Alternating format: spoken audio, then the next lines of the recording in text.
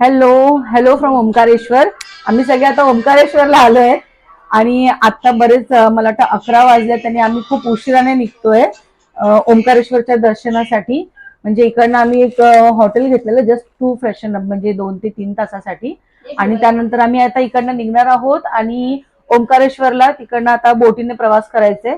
तर चला सगळे ऑल गर्ल्स रेडी. चलो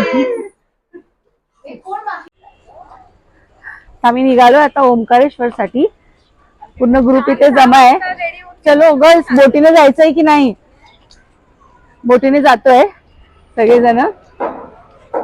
ओंकारेश्वरच्या नियर बायच आम्ही लोकांनी इथे हॉटेल घेतलेलं ना, तर ते बरं पडलं म्हणजे फ्रेशन अप होण्यासाठी.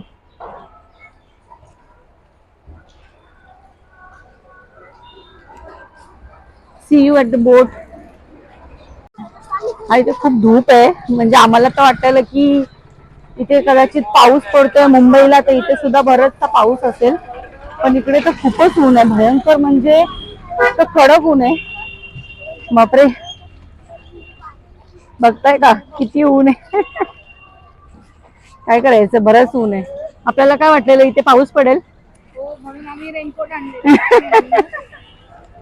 म्हणून कुठेही जाताना पहिला लेसन तिकडचं वेदर पहिलं चेक केलं पाहिजे. आपल्याला वाटलं मुंबईला पाऊस पडतोय, तर आम्ही इथे छत्री आणि रेनकोट घेऊन आलो, आणि इकडे काय आहे, भयंकर ऊन.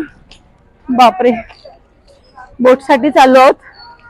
एकदा फक्त बोट भेटली, कारण का बराच उशीर झाला. ऑलरेडी आम्ही लोक लवकर जाणार होतो, पण you know girls things that taking a lot of time to get ready. चलो सी यू.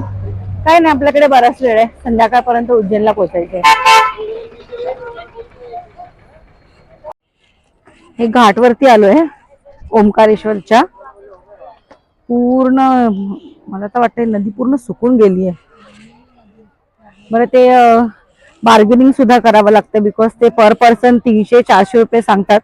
तुमचं जे काय बार्गेनिंग स्किल असेल ते ते यूज करावं लागेल. हे घाट आहे.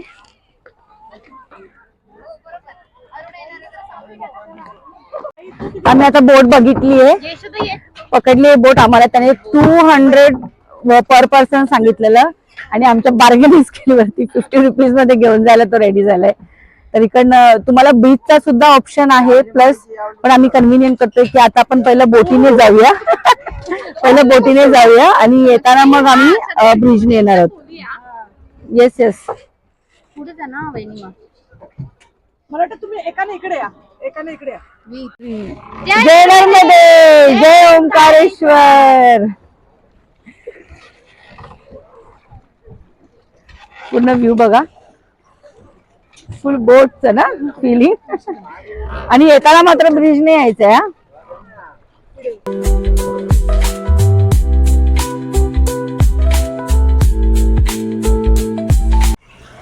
ओंकारेश्वरचं ज्योतिर्लिंग 12 ज्योतिर्लिंगामध्ये एक आहे.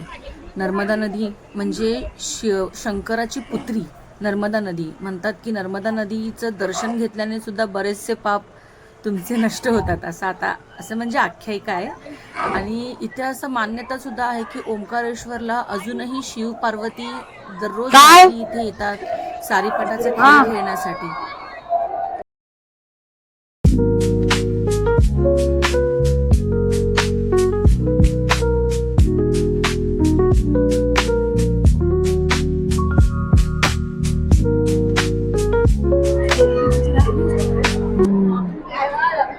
खूप गर्दी आहे ना, खूप गर्दी आहे ना इकडनं पुन्हा.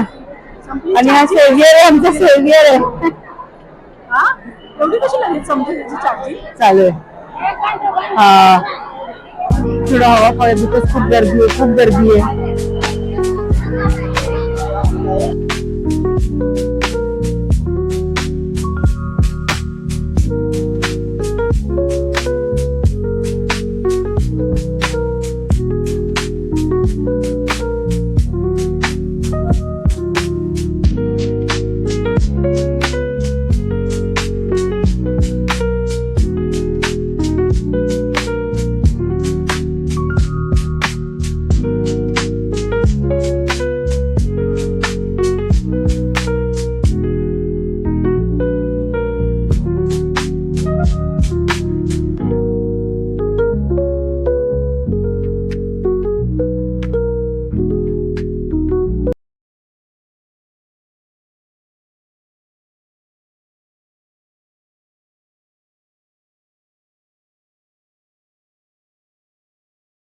सो फायनली आमचं आता ओंकारेश्वरचं दर्शन झालंय. गर्ल्स फर्स्ट आपलं ग्रुपचं ज्योतिर्लिंग. हो हॅलो मिस यशोदा, आपल्या ग्रुपचं फर्स्ट ज्योतिर्लिंग कम्प्लीट झालंय. हिपी बुर्रे,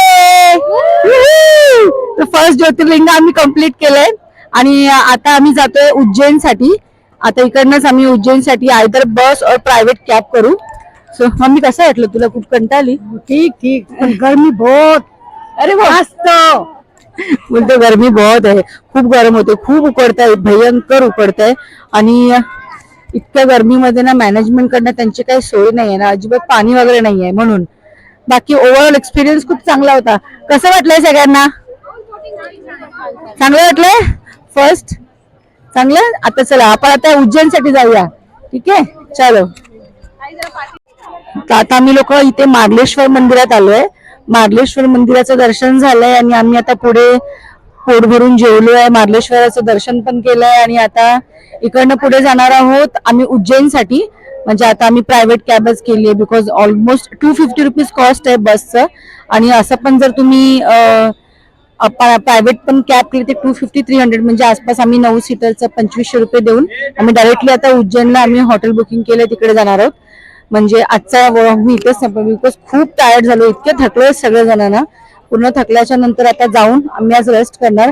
बिकॉज आम्हाला सांगितलंय की जर सकाळी 4-4:30 लवकर जर पोहोचलो उज्जैनला दर्शनासाठी डायरेक्ट, तर कदाचित आम्हाला भस्म आरती मिळू शकेल. सो बघू, आमचा ट्राय असेल की आम्ही एकदा तिथे जातो आणि भस्म आरती बघतो. सो आता हा व्लॉग इथपर्यंत. आता नेक्स्ट आपण उज्जैनच्या व्लॉग मध्ये भेटूया. So see you.